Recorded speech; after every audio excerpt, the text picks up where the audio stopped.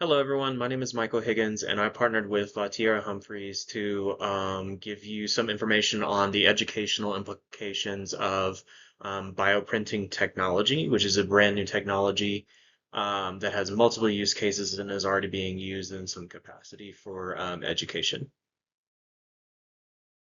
What is 3D bioprinting of organs? It uses living cells to create tissue and organ-like structures. Cells are collected, grown, and printed using bioink. Structures are built layer by layer to mimic real human tissue, and the goal is to support organ replacement, reduce transplant rejection, and support medical students. Why it matters in education. It provides realistic models for medical training. It allows safe hands-on practice without patient risk. It supports anatomy learning beyond textbooks and calendars. Challenges include cost, complexity, and ethical considerations. Advancing technology continues to improve accessibility and use.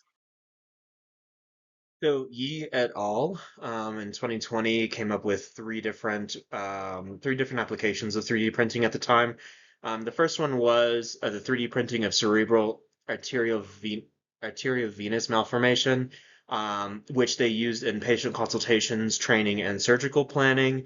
The second one is the instructors who used it to help medical students study organ abnormalities.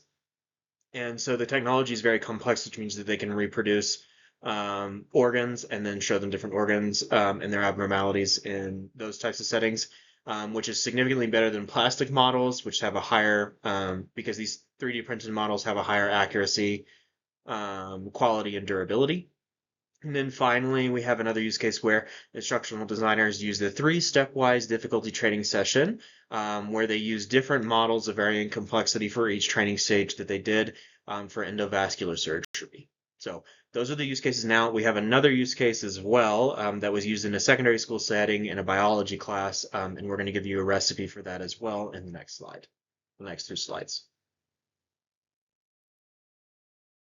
Okay, so the next couple of slides come from a study that was in a secondary secondary school setting. So there's the preparation of the bioink itself, and then the support medium that it's supposed to be printed on. So this gives you an idea of what to do with the preparation of the bioink, which involves dissolving 2 grams of sodium alginate of the cell structure to obtain it. And then the cell culture can be replaced with colored water for testing or demonstration purposes. So before you decide to do this, just know that you are going to be doing it at your own risk. I personally have not tried it, but this did come from a peer-reviewed study. So I'm not responsible for anything that happens as far as any mishaps that may occur. This is just what was listed inside of the study, so just keep that in mind that this is the original author's work. But yeah, so I'm going to go over in the next slide the transport medium or the bioink medium and how you go through that process as well. And you have to do both in order to make it work.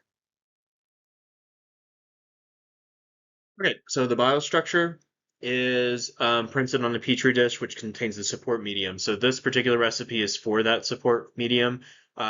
You'll go through and dissolve it, and then wait for the solution to solidify. After the solidification, you'll add some of the solution to the agar and use a spatula to smash the agar into pieces. Transfer that over to a blender, and then put that in the refrigerator for a week to remove the bubbles. You can also use a centrifuge to remove the bubbles as well if you want to do that, and then it can be stored at 4 degrees Celsius. So thank you guys very much for listening. I really do appreciate it. And all the references for this, including the recipes, will be in the references section of this video. So thank you very much, and I hope you guys have a good day.